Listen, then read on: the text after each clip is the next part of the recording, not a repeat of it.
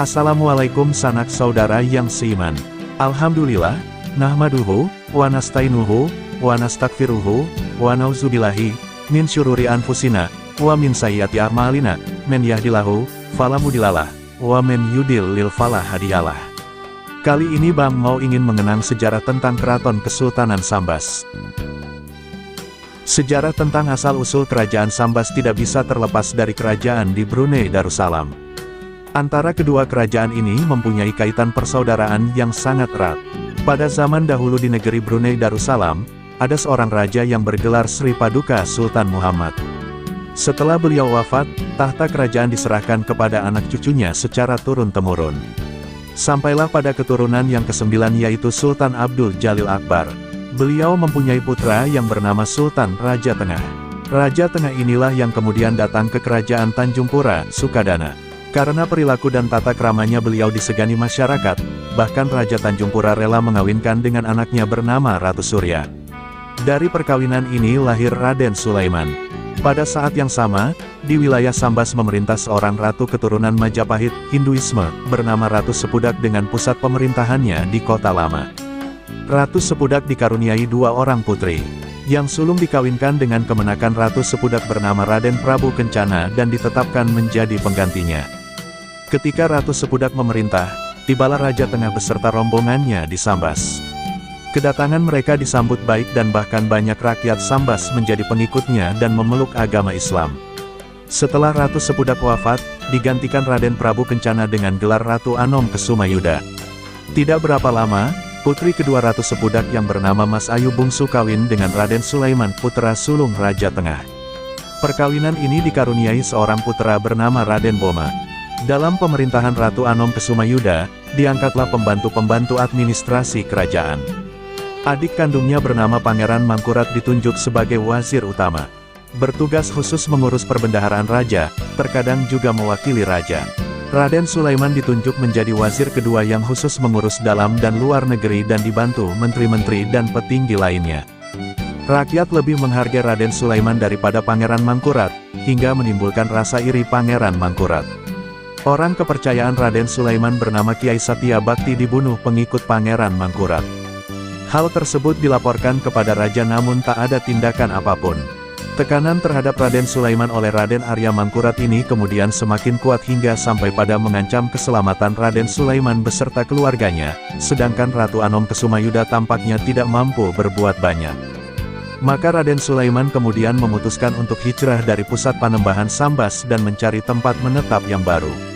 Pada sekitar tahun 1655, berangkatlah Raden Sulaiman beserta istri dan anaknya serta orang-orangnya, yaitu sebagian petinggi dan penduduk panembahan Sambas yang setia dan telah masuk Islam. Raden Sulaiman dan rombongannya menuju daerah baru bernama Kota Bangun dan menetap di sana selama 1 tahun. Kemudian melanjutkan perjalanan ke daerah Bandir. 4 tahun menetap di Kota Bandir, Ratu Anom Kesumayuda datang menemui Raden Sulaiman dan menyatakan bahwa ia dan sebagian besar petinggi dan penduduk panembahan Sambas di Kota Lama akan berhijrah dari wilayah Sungai Sambas ini dan akan mencari tempat yang baru di wilayah Sungai Selakau dengan ibu kota pemerintahan Kota Balai Pinang. Ratu Anom Kesumayuda kemudian menyatakan menyerahkan kekuasaan di wilayah Sungai Sambas ini kepada Raden Sulaiman dan agar melakukan pemerintahan di wilayah Sungai Sambas ini. Sekitar 5 tahun setelah mendapat mandat dari Ratu Anom Kesumayuda, Raden Sulaiman kemudian memutuskan untuk mendirikan sebuah kerajaan baru. Sekitar tahun 1671, Raden Sulaiman mendirikan Kesultanan Sambas dengan Raden Sulaiman sebagai Sultan pertama Kesultanan Sambas dengan gelar Sultan Muhammad Safiuddin. Pusat pemerintahan Kesultanan Sambas ini adalah di tempat yang baru di dekat muara Sungai Teberau yang bernama Lubuk Madung.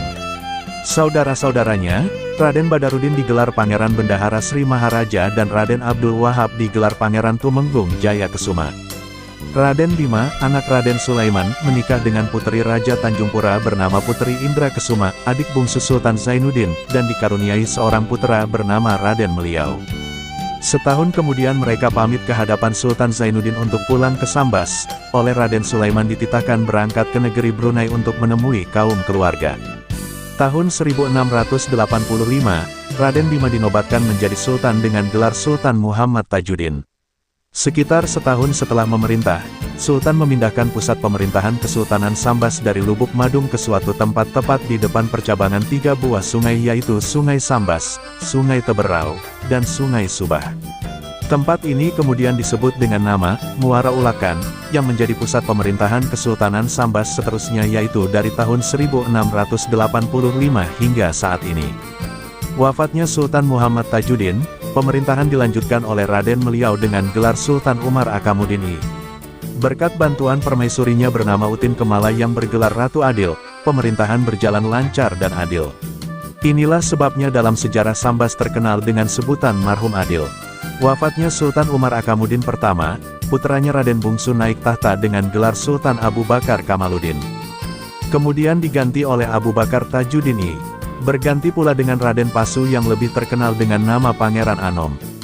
Setelah naik tahta beliau bergelar Sultan Muhammad Ali Syafiyuddin I.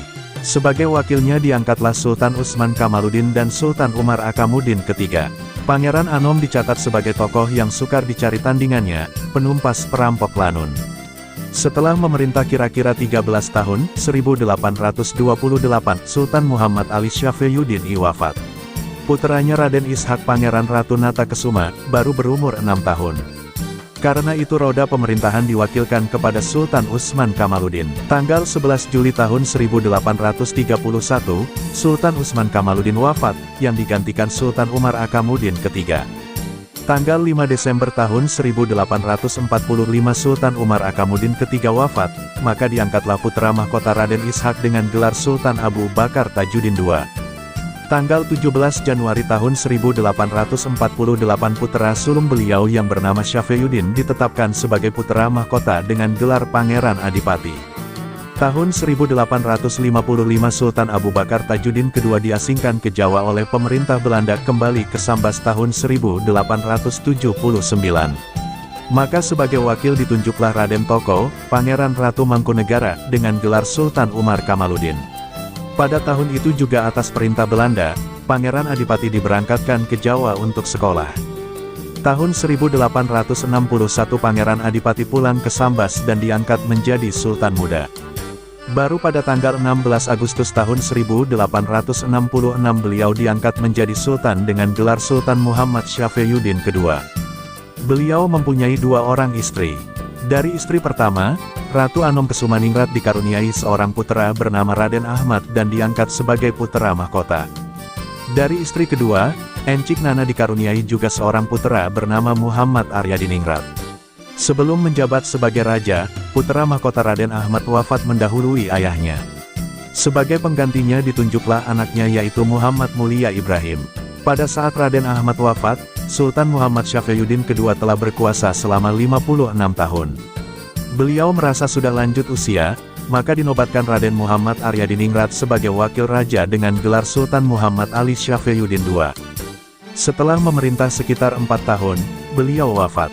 Roda pemerintahan diserahkan kepada Sultan Muhammad Mulia Ibrahim, tahun 1931 sampai tahun 1943. Pada masa pemerintahannya, dibangunlah Istana Al-Wat Sikhoibilah yang sampai saat ini masih ada.